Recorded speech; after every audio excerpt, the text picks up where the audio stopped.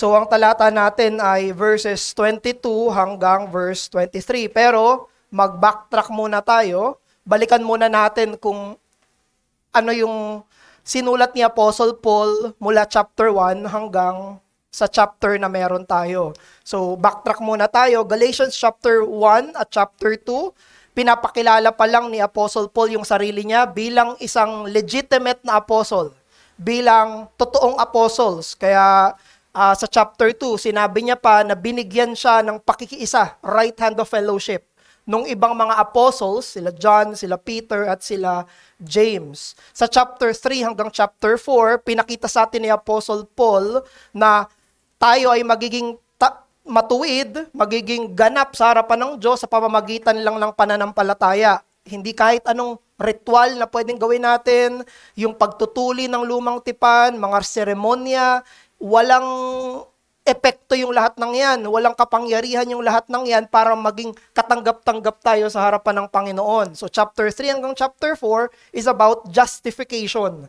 Paano tayo magiging katanggap-tanggap sa harapan ng Panginoon? Talagang tinaliwas ni Apostol Pablo na hindi sa kahit anong pwede mong gawin para maging katanggap-tanggap ka sa harapan ng Panginoon, pananampalataya lamang sa nag-iisang tunay na Hesukristo lamang. At nandito na tayo sa chapter 5 and then sooner sa chapter 6. Ito naman ay tungkol sa application ng gospel. Ito naman ay tungkol doon sa sanctification, sa pagpapabanal ng mananampalataya. Kaya sa chapter 5 verse 1, sinabi doon ni Apostle Paul na you are now free in Christ. Malaya na kayo kay Kristo, kaya susunod kayo. Kaya makikita natin dito palagi ay yung salitang espiritu. Paano na ngayon kumikilos yung espiritu sa buhay ng totoong pinatawad at ano na yung gagawin niya sa buhay na yon. So ngayon, pinagtanggol niya na yung justification by faith alone, pupunta na ngayon si Apostle Paul sa anong mangyayari?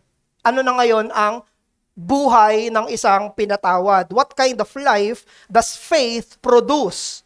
Hindi isang buhay sa ilalim ng kautusan, kung hindi isang buhay na pinamumunuan ng banal na espiritu. So punta na tayo ngayon sa verse natin, verse 22 at verse 23.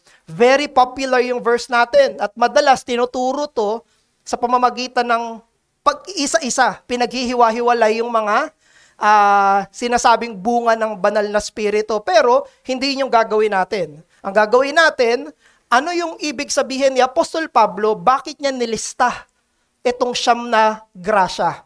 Bakit niya nilista itong siyam na biyaya? Ang tawag ni Apostle Paul sa mga graces na yon ay fruit of the Spirit. Ang isang mapapansin natin ay isa lang yung bunga. Hindi sinabing fruits, hindi plural, kung hindi singular. Very specific yung grammar ni Apostle Paul. Hindi niya sinabing mga bunga ng Espiritu. Hindi niya sinabing may siyam na bunga, isa-isa, kundi sinabi niya may iisang bunga, yung banal na Espiritu. At ito yung siyam na yon. At we know, hindi pa yan exhaustive, Pero pinatutunayan ng sinasabi ni Apostle Paul na may iisang bunga na ito ay totoo sa lahat ng mga pinananahanan ng banal na spirito. Lahat ng pinananahanan ng banal na spirito ay merong lahat ng mga nakalista dito na sinasabing bunga. This is true to all Christians who are sanctified, who are indwelt by the Holy Spirit. Now, bigyan natin to ng comparison sa previous verses. Verse 19 hanggang 21. Naalala nyo nung binanggit yung mga kasamaan? Ang tawag doon ay works of the flesh. Plural. Mga gawa ng laman. Tapos pagdating sa spirito, bunga. Iisang bunga ng espiritu. May mga komentaryong nagsasabi na kasi sa buhay ng isang hindi mananampalataya, hindi naman lahat ng kasalanan ginagawa nila. Yung nakalista doon, 19 to 21. Hindi naman sinasabi doon na lahat ng mga yon nako-commit ng mga unbelievers. nung mga hindi mananampalataya, yung sinasabing sexual immorality, impurity, sensuality, idolatry, sorcery, enmity, strife, jealousy, fits of anger, rivalry, dissensions, division, envy, drunkenness, orgies, and others. May isang nabasa ako na sinasabi niya, pag nakakita ka ng isang di mananampalataya, merong mga kasalanan na ginagawa siya dito, pero hindi mo masabing lahat. At ang contrast ni Apostle Paul, sa mananampalataya, hindi ganon. Sa mananampalataya, lahat ng mga nakalista, nasa sa kanya. Kapag believer ka na, yung fruit ng Holy Spirit, na siyam, na nakalista, lahat yun ay meron or existent, present sa isang mananampalataya. While the works of the flesh is plural, it cannot be said of every unregenerate man that they commit it all. But with the believer, yung singular fruit ng Spirit, lahat yun ay nakaugat, lahat yun ay meron sa isang mananampalataya. Kaya yung mga illustration na ginagamit dito ay para siyang ubas. Isang bunch ng grapes. Yung bunga ng Espiritu ay nagkukumpul-kumpulan sa isang mananampalataya. Kapag nakakabit ka na kay Kristo, lahat ng bunga na yon ay nasa isang mananampalataya na. Now, ang question natin dito na kailangan i-grapple, kasi yung verse 22 to 23, madali lang siya intindihin kung wala yung huling clause. Madali lang siya intindihin kung wala yung huling clause. Kaya lang, sinabi dun sa pinakadulo kung bakit ito nilista ni Apostle Paul, sabi dun sa verse 23, against such, there is no law. Now, ano ibig sabihin nito? Bakit to inilagay ni Apostle Paul? Di ba pwedeng sabihin lang ni Apostle Paul, ito yung bunga ng banal na spirito? Pero ito yung point niya. Kaya niya nilista to para sabihin to. Na walang kautusan ang laban sa mga ito. Kaya lang, ang gusto nating maintindihan, anong ibig sabihin ito? Tandaan natin, kung ano ang sinulat sa salita, yun ang salita ng Diyos. Kung ano hindi sinulat sa salita, hindi yun salita ng Diyos. Kung ano yung intensyon ng banal na spirito, yun yung sinulat. Hindi intensyon ng banal na spirito, yung hindi isinulat. Now, anong ibig sabihin ng against such there is no law? Maganda yung translation sa Tagalog, yung magandang balita, Biblia Tagalog. Sabi doon, wala nang batas laban sa mga iyan. Sa mga fruit na yan, sa fruit na yon. Sabi naman ng Filipino Standard Version, walang batas laban sa mga ito. So at least yung general translation, naiintindihan natin. So, ang ibig sabihin ni Paul, love, joy, peace, patience, goodness, walang batas na pinagbabawal yung mga yan. Walang batas na sinasabi, mali yan, mali magmahal, mali ang kasiyahan, mali ang kapayapaan, mali ang loving kindness, mali ang patience. Yun ang literal na ibig sabihin. Parang sinasabi doon na ang batas ay hindi laban sa bunga ng Espiritu. Yung batas ay hindi laban sa mga ginagawa ng banal na Espiritu. Kaya lang, may tanong na naman tayo. Bakit? Bakit kailangan sabihin ni Apostle Paul na hindi laban yung batas sa bunga ng banal na Espiritu? Bakit niya kailangan isulat yon? For what purpose? Bakit niya kailangan i-highlight sa mga taga-Galatians na hindi against yung law sa Spirit? Now, para masagot natin to, kailangan nating alalahanin kung sino yung sinusulatan niya. Ang sinusulatan ni Apostle Paul ay mga tao na natutukso na umasa sa kautusan para sila'y maging matuwid sa harapan ng Diyos. At merong mga maling tagapagturo, mga false teachers, mga Judaizers, na pinipilit ituro sa kanila na ang daan para sa kabanalan, daan nga para sa kaligtasan, no? Tapos pati sa kabanalan, ay ang mga ritual at ang kautusan. Strictly. Magpatuli ka, Old Testament, magiging Kristiyano ka, hindi ka Kristiyano kung hindi ka nagpatuli. Or, hindi ka magiging holy na Kristiyano kung hindi ka susunod sa kautusan ni Moses. Yun ang in-emphasize ng mga Judaizers ng false teachings na yon. Now, kaya to sinulat ni Apostle Paul. Kaya gustong patunayan ni Apostle Paul na ang Espiritu, Hindi yung kautusan ang nagbubunga ng tunay na katwiran sa harapan ng Diyos. Espiritu, hindi ang kautusan ang nagbubunga ng tunay na katwiran at kabanalan sa harapan ng Diyos. Sinasabi ni Apostle Paul dito na ang batas ng Diyos at maging yung legalismo, hindi pwedeng kondinahin yung bunga ng banal na spirito. The law itself, yung legitimate law of God, tapos yung mali na legalism, tama at mali, hindi pwedeng kondinahin yung bunga ng banal na espiritu. Now, anong ibig sabihin nun? Ibig sabihin, mga taga-Galatians, hindi mo kailangan maging legalistiko para maging matuwid sa harapan ng Diyos. Yun yung point ni Apostle Paul.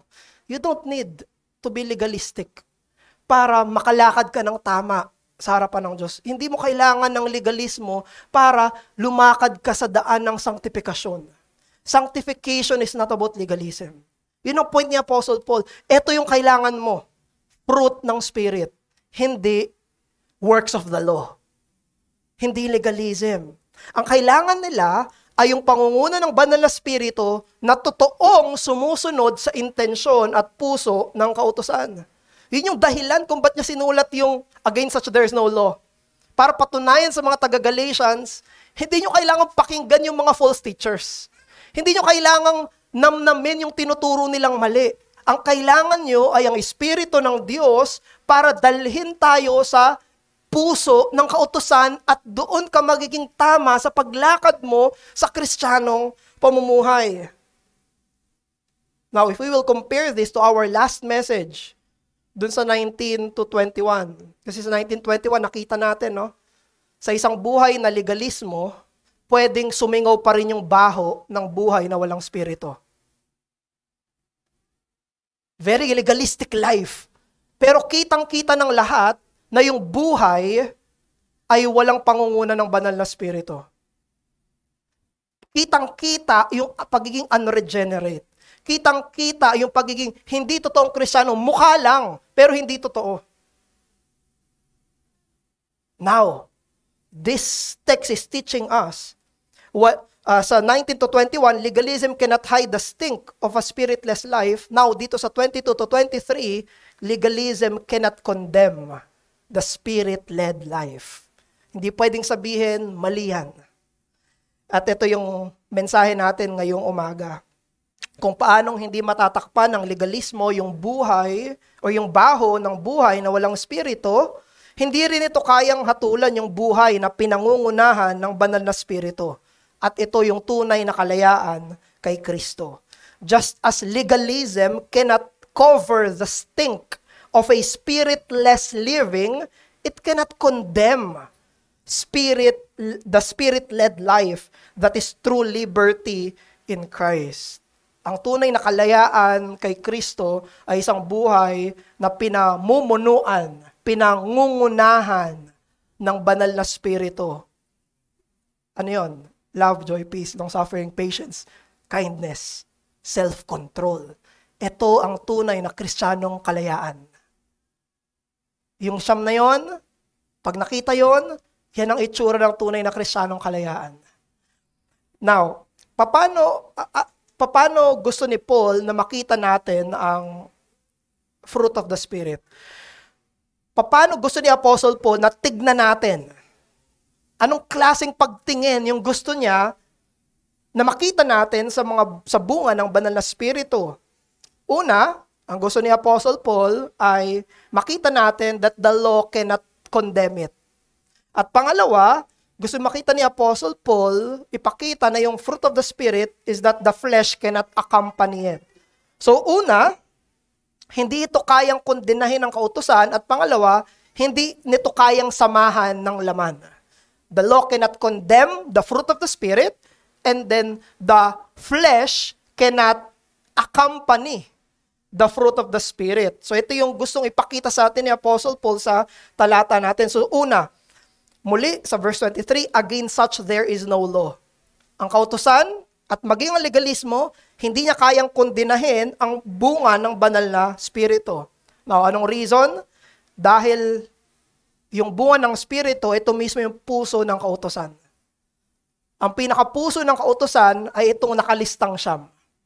Ang pinakagustong ituro ng kautusan ay hindi lang yung ginagawa ng kamay, kung hindi nilalaman ng puso. Ang legalismo, nakatutok siya sa kamay. Ang kautusan ay nakatutok sa puso. Sa panloob, sa isipan, sa disposisyon, sa karakter. Yan ang totoong puso ng kautusan. Hindi ito tungkol lang sa ginagawa ng kamay. Hindi lang ito tungkol sa nakikita ng tao. Hindi lang ito tungkol sa panlabas. Ang pinaka-intensyon ng kautusan na tinuturo ng Espiritu ay ugali, motibasyon, karakter. Papaano ako sa loob ng puso ko at papaano ako nakikitungo sa kapwa ko. Yan yung tunay na pangunguna ng Espiritu. Diyan totoong nakikita iyan. Kaya even legalism, it cannot condemn the fruit of the Spirit because this is what true evangelical obedience looks like. Gusto niyo makita kung anong totoong pagsunod ng mananampalataya? Tignan mo itong bunga ng Espiritu. That is what evangelical obedience looks like. Bakit ito hindi kayang kondenahin ng kautusan? Dahil ito yung puso ng kautusan. Dahil ito ang puso ng Diyos. Dahil ito yung kalooban ng Diyos. Ang kalooban ng Diyos ay higit sa mga bagay na ginagawa natin. Ang kalooban ng Diyos ay patungkol sa kung sino tayo. Sino dapat tayo. Hindi ito tungkol sa doing, kung hindi sa being. Sino ka? Yun ang gusto ng Diyos. Hindi lang yung ginagawa mo kung sino tayo. Ang kautusan na hindi labag sa pag-ibig, kapayapaan, kasiyahan. Yun mismo yung gusto ng kautusan. The law written on stone longed to be written on the hearts. At yan yung kagandahan ng bagong tipan. Kasi yung batas na nakasulat sa bato, ang pangako ng bagong tipan ay isusulat saan? Sa puso. Nakasulat sa bato, isusulat sa puso. Yan yung pagpapala ng bagong tipan. At yan yung ginagawa nino ng banal na espiritu. Ang pinagkaiba ng legalismo at isang buhay na pinangungunahan ng espiritu ay kung paanong magkaiba yung artificial na mga halaman at isang totoong organic na halaman. Meron kayong mga nakikitang mga bulaklak pero peke. Artificial lang. Pero merong mga bulaklak na totoo. Totoong galing sa binhi, sa buto. Totoong tumubo. Totoong kailangan diligan. Itong artificial na bulaklak, mukha siyang totoo. Minsan nga mukha pang totoo sa tunay eh. 'Di ba? Yung artificial na bulaklak, tama yung hugis niya, tama yung kulay niya, pero wala siyang buhay. Wala siyang amoy. At hindi siya pwedeng lumago. At yung artificial na bulaklak na yon ay gawa ng tao. Hindi ito galing sa buhay na binigay ng may likha. Ganyan ang legalismo. Ganyan yung legalismo. Ito'y panlabas. Ito'y gawa ng tao. Walang totoong buhay. Pero yung organic na bulaklak, lumalago siya, nabubuhay siya ng tunay. Meron siyang totoong ugat. Totoong kailangan niya ng araw, kailangan niya ng pagkain, kailangan niya ng tubig, kailangan niya ng nutrisyon. At mamumunga siya sa tamang panahon, meron siyang mabangong amoy at kaya niya ring magkaroon ng iba pang mga halaman. Kaya niya magbunga ng iba pang mga bulaklak. Ang pinagkaiba ng artificial at ng organic, yung organic ay may buhay. Meron siyang totoong buhay. Yaan ang bunga ng Espiritu. Hindi ito pinilit, hindi ito ginawa, ito ay natural na resulta ng pagiging nakaugat kay Hesukristo. At may pangunguna ng banal na Espiritu. At ang pagsunod na gusto ng Diyos ay ganyan. Yung totoong evangelical obedience. Hindi artificial. Hindi legalistic, kundi galing sa puso na nakaugat sa Ebanghelyo. Kaya ito yung hamon sa atin, mga kapatid. Kung gusto mong totoong sundin ng Diyos, magsimula ka sa puso. Huwag ka magsimula sa lahat ng panlabas na serbisyo at mga seremonya. Do not start there. Start where the Spirit starts. With the heart. Dito sa fruit na ito. Gusto ko i-qualify. Okay? Hindi natin ibig sabihin na kailangan ma-perfect mo muna yung heart mo bago ka kumilos. Kasi analysis paralysis na naman yan. Kailangan tama mo na yung heart ko bago ako kumilos. Di ka na makakakilos. Hindi yun ang ibig nating sabihin. Okay? Hindi yun ang ibig nating sabihin. Ang ibig nating sabihin, kapag iniimbestigahan mo ang sarili mo, kapag sinisiyasat mo yung sarili mo sa kawalang bunga, huwag ka magsimula sa ginagawa mo. Huwag ka magsimula sa habits, huwag ka magsimula sa activities, magsimula ka sa puso. Alam nyo, kasi dahil sa pagkamakasalanan natin, mas madaling ireforma, ayusin yung mga panlabas. Madali nun. Mas madali yun. Kaysa sa aminin na ang problema natin ay ang puso natin. In our sins, mas madaling sabihin ko, hindi, kulang ako sa schedule. Hindi, oras yung problema ko. Hindi ko lang na-disiplina yung sarili ko. Mas madali yun. Actually, ang daling sabihin nun, ang daling ayusin nun. Pero yung mas hard work ay yung heart work. Mas mahirap aminin ang problema ko ay ang puso ko. Na ang problema ko ay ako. Hindi yung ginagawa ko. Yun yung point ng legalism, yung ginagawa mo. Pero ang point ng Holy Spirit, ang point ng gospel ay yung sarili nating puso. Ang legalism, ang dinadiagnose niya ay yung ginagawa ng kamay. Ang gospel, ang dinadiagnose niya ay yung puso. Ang legalism, sinasabi niya, alam mo, ang problema mo, yung mga ginagawa mo eh. Therefore, ang sagot ng legalism, iba pang gagawin. Pero ang gospel, ang sinasabi niya, ang problema mo ay puso, therefore, pumunta ka kay Jesus. Nakita niyo pinagkaiba? Nakikita niyo sinasabi ni Apostle Paul dito. Sinasabi niya, pumunta kay Jesus. Ito yung bunga ng isang buhay na nakatuon sa Panginoong Hesukristo. Ang utos ng legalismo, kailangan magmukha kang banal.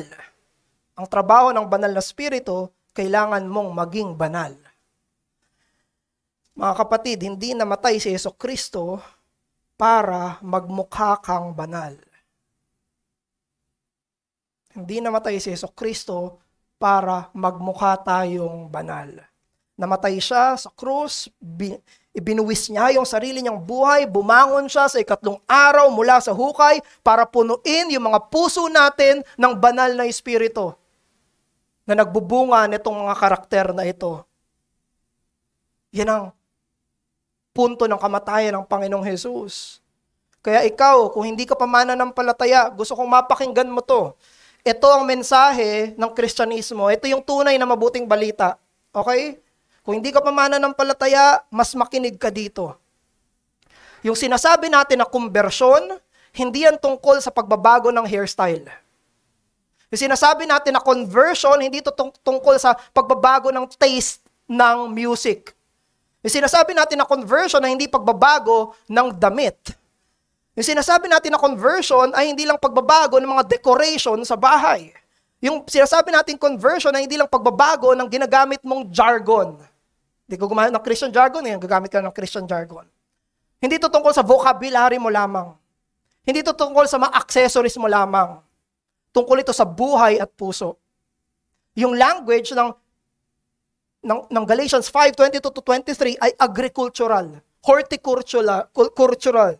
Sinasabi nito, binabalik tayo sa turo ni Jesus. Ano yung turo ni Jesus? Ang mabuting puno ay magkakaroon ng mabuting bunga. Ang masamang puno ay magkakaroon ng masamang bunga. Ito ang katotohanan ng metaphor na yon. Conduct flows from character. Hindi yung effort, kahit anong effort ng isang masamang puno, hindi siya magbubunga ng mabuti. Kailangan mabago siya totally. Ito yung pinipress ni Apostle Paul. One must first be transformed into a good tree in order to have good fruit. Yung isang corrupt na puno, kahit anong pilit niya, hindi siya magbubunga ng ibang bunga. Hindi siya magbubunga ng ibang bunga. Kailangan niyang baguhin ng Diyos. Kailangan siyang panahanan ng banal na spirito para magbunga siya ng tama. At yun ay ang mirakulo ng pagiging kakabit ni Jesucristo. Pag kinabit ka kay Jesus, saka magbabago yung bunga. Saka ngayon magkakaroon ng pagbabago na hindi lang panlabas. Kasi yung mansanas, na puno ng mansanas, hindi mo pwedeng dikitan ko na lang to ng guyabano. Hindi niya tunay na bunga yun. Kailangan baguhin. Yung puno mismo, kailangan baguhin mismo tayo ng Panginoon. Kaya kailangang maintindihan mo, hindi mananampalataya, ang kailangan mo makilala ay si Kristo mismo. Kailangan makita mo gaano kasama ang puso mo, kaya masama yung nagagawa mo. Kailangan mo makita na si Jesus lang yung makakapagligtas sa'yo, makakapagpatawad sa'yo, at makakapagpabago ng puso mo. Yan ang kailangan mo. At sa atin, mga mananampalataya, brethren, pwede nating ipakita sa isa't isa na tayo ay moral. Pwede nating ipakita sa isa't isa kung gaano tayo ka-active sa ministry. Pwede nating ipakita sa isa't isa kung gaano tayo kamaingat sa ugali natin. Pero pwede tayong maging walang buhay sa loob. Katulad ng mga artificial na mga bulaklak, ang religion natin pwedeng may hugis, kulay ng pagsunod. Pero kung wala ang banal na spirito, wala itong amoy. Wala itong bunga. Wala itong kapangyarihan. Kaya't ang mensahe ng teksto natin ay hindi moralismo. Ang mensahe ng Galatians 5:22-23 ay hindi ayusin mo ang buhay mo. Hindi yun yung message. Hindi ang message, ayusin mo buhay mo, ha? Hindi. Kung hindi, siyasatin mo ang puso mo. Yun ang mensahe ng Ebanghelyo. Pwedeng may ginagawa ka ng mga panlabas. Pwedeng nangangaral tayo. Pwedeng nangunguna tayo sa pag-awit. Pwedeng aktibo tayo sa kanya-kanya nating ministeryo. Pwedeng napaka-benevolent natin sa mga nangangailangan. Pero hindi tayo doon magsisimula. Magsisimula tayo sa panloob. Magsisimula tayo sa pagsisisi. Magsisimula tayo sa pagpapakumbaba. Magsisimula tayo sa pananampalataya. Magsisimula tayo sa pagtangi sa banal na spirito na baguhin tayo mula loob palabas. Kaya itong panawagan, huwag mong kalimutan ang puso mo. Namatay si Jesus at bumangon siya sa hukay para sa puso mo. Ang totoong ebanghelyong pagsunod ay nagsisimula sa puso. Pangalawa, anong gustong ipakita sa atin ni Paul sa usapin ng fruit of the Spirit? Number 1, the law cannot condemn it. Number 2, the flesh cannot accompany it. Hindi ito kayang samahan ng laman. So, very clear sa atin, no? Kaya pinagsunod to ni Apostle Paul kasi gusto niya makita natin yung comparison. Sa verse 19-21, works of the flesh. Ang sunod na nilagay niya, fruit of the Spirit. Obvious na gusto ni Paul na kapag binasa yung letter, makikita natin ito side by side. Oops, ito yung works of the flesh. Uy, ito yung fruit of the Spirit. Magkaiba sila. Itong works of the flesh, evident, kitang-kita, bunga ng legalismo. At kabaliktaran niya, yung bunga ng banal na spirito. Kaya nakalagay dun sa verse 22, but. Ngunit. Sinabi sa verse 19-21, ngayon, ito yung gawa ng laman, verse 22, but, magkasama sila sa isang point ni Apostle Paul. Hindi sila magkahiwalay, hindi sila magkaibang idea, magkasamang idea sila. Sinabi niya, now tignan niyo yung ginagawa ng laman, kahit legalistic. Pero ngayon, habang wag niyo iwanan yan, alalaanan niyo pa rin yung works of the flesh, ngayon tignan niyo naman kung ano yung buhay na pinangungunahan ng Espiritu. Ngayon, tignan nyo naman yung fruit ng Holy Spirit. Compare yung dalawang buhay. Compare yung dalawang characters. Compare yung pinangungunahan ng gawa ng laman at pinangungunahan ng bunga ng banal na Espiritu. Gusto ni Apostle Paul na tignan natin yung dalawa side by side. Sa argument ni Apostle Paul, pansinin nyo, ang kabaliktaran ng works of the flesh ay hindi works of the law. Ang kabaliktaran ng works of the flesh ay fruit of the Spirit. Dinebunk niya na nga yung works of the law 3:4. Chapter 3, chapter 4. Now, sinasabi niya, okay, hindi tayo nasi-save by works. Now, hindi rin ibig sabihin nun na mamumuhay na tayo sa laman.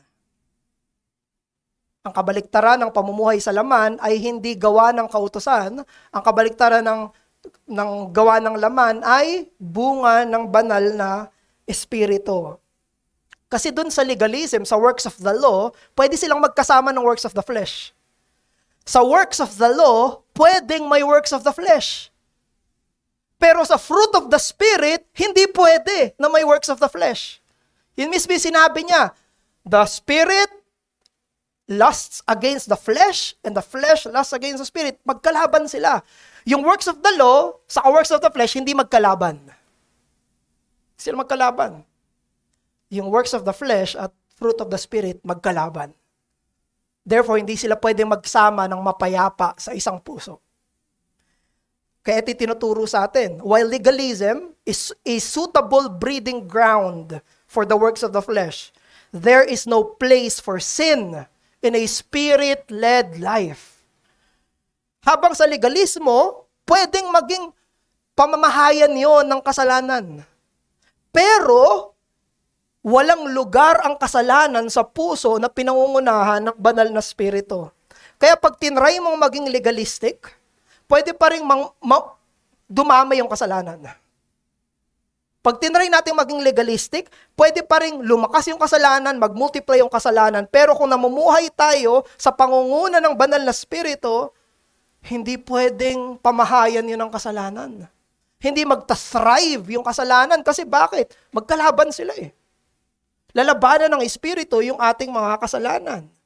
If our hearts are being filled with the fruit of the Holy Spirit, the place for sin becomes smaller and smaller. Paliit ng paliit. Naalala nyo, kapag palaging may police presence, bumababa yung krimen. Merong isang balita, ito yung title ng balita, NCRPO, yung NCR Police Office. Meron silang nilabas na data na yung 24/7, 24 hours na police visibility doon sa Metro Manila, bumaba yung index crime by 23%. Dahil 24 hours na may police. Mula yun November 2024 hanggang May 2025, nilabas nilang data. Kapag mayroong police, kapag mayroong police visibility, bumababa yung iba't ibang mga krimen. Now, ganun yung presensya ng banal na spirito. Ganun yung pangunguna ng banal na spirito. Kapag tayo pinangungunahan ng banal na spirito, pinangungunahan tayo ng mga bunga, yung bunga ng banal na spirito, mas bumababa, mas lumiliit, mas natatalo yung mga gawa ng kasalanan sa puso natin. Kaya paano mo papatayin yung mga kasalanang natitira? Cultivate the fruit of the Spirit. Papatayin mo yung natitirang kasalanan sa sarili mo sa pamamagitan ng pagpapalakas sa bunga ng banal na spirito na meron ka na ngayon. Mananampalataya, may bunga ka na ng spirito. Meron na. Ang gagawin mo ay i-cultivate mo ito, i-nourish mo ito. Sa pamamagitan nun, hihina yung mga kasalanang nananatili sa'yo. Yung works of the flesh 19 to 21 ay mamomortify kung yung fruit sa 22 to 23 ay lalago. Isipin nyo, paano tayo lalago sa sexual immorality, sa hatred at bitterness, kung yung Kristiyanong pamumuhay natin ay lumalago sa pagmamahal? Kung lumalago yung pagmamahal, hihina yung sexual immorality. Hihina yung galit. Hihina yung bitterness. Paano lalago yung drunkenness at envy kung tayo ay lumalago sa kasiyahan? Paano lalago yung galit at pagkakawatak-watak kung lumalago tayo sa kapayapaan? Paano lalago yung impatience at pagtatalo-talo kung lumalago tayo sa pagtitiis, pagpapasensya? Paano lalago yung pagiging marahas natin kung tayo ay lumalago tayo sa kindness? Paano lalago yung masamang intensyon natin kung tayo ay lumalago sa kabutihan? Paano lalago yung betrayal natin kung tayo ay lalago sa faithfulness? Paano lalago ang pride at ang violence kung tayo ay lumalago sa gentleness? Paano lalago yung sensuality at indulgence kung tayo ay lumalago sa self-control? You see, magkabaliktad sila. Habang lumalago yung yung bunga ng banal na spirito, nawawala ng lugar ang kasalanan. Nawawalan siya ng espasyo sa buhay natin. Hindi sila pwedeng pareho. They cannot coexist peacefully with one another. Kaya ang bunga ng spirito ay hindi passive. Ito'y lumalaban. Ang bawat grasya ay merong pinapahina na partikular na kasalanan. Ang bawat grasya ay may pinapahina na partikular na kasalanan. Lumago ka sa pag-ibig, mamamatay ang galit. Lumago ka sa kasiyahan, mamamatay ang inggit. Lumago ka sa kapayapaan, mawawala ang pagtatalo-talo. Ang mga kabutihan ng mga virtues na ito ay hindi palamuti. Ito'y sandata. Ito'y panlaban. Ito'y espada. Yung bawat bunga ng banal na spirito. At tinuturo tayo nito walang iba kundi sa Panginoong Jesucristo. Bawat isa nito, itong bunga ng spirito, tandaan natin, bago ito ibigay sa atin ng banal na spirito, na kay Kristo muna ito. Walang binibigay sa atin yung Holy Spirit na wala muna kay Christ. Kaya pag lumago tayo dito sa 22-23, nagiging Christ-like tayo. Kasi una, na kay Jesus ito. Isipin nyo, ang Panginoong Jesus, habang lahat ng nakapaligid sa Kanya, legalistiko, napaka-strict sa kautusan, pero evident naman sa mga Pharisees, yung alingasaw ng buhay na walang spirito. No? Dami nilang dagdag sa batas. Pero yung buhay naman, yung ugali naman nila, walang banal na spirito. Pero si Jesus, siya yung tunay at perpektong sumunod sa Ama. Bakit? Dahil siya'y pinananahana ng banal na spirito. Nakikinig palagi ang Panginoong Jesus sa pangunguna ng spirito. Sinabi mismo ng John chapter 3, He is full of the Holy Spirit without measure. Punong-puno ang Panginoong Jesucristo ng banal na spirito. Walang lugar yung kasalanan sa puso ng Panginoong Jesus dahil punong-puno ito ng bunga ng banal na spirito. Si Jesucristo ang pinakamalaya sa lahat. He is the most free. He has the utmost liberty. Lahat nung siyam na nakalista dito, it describes Jesus perfectly. Sino ang pinaka-perfectong nagmamahal? Si Jesus. Maging kaaway niya. Sino ang merong kasiyahan? Si Jesus, kahit sa pagdurusa. Sino ang merong totoong perfectong kapayapaan? Si Jesus. Sino ang napakamapagpasensya sa makasalanan? Si Jesus. Sino ang mabuti maging sa hindi mapagpasalamat at sa masasama? Si Jesus. Sino ang punong-puno ng kabutihan at gumagawa ng kabutihan? Si Jesus. Sino ang tapat hanggang kamatayan sa krus? Si Jesus. Sino ang napakamarahan, mababa ang puso? Si Jesus. Sino ang merong pagpipigil sa sarili nung tinutukso ni Satanas? Si Jesus.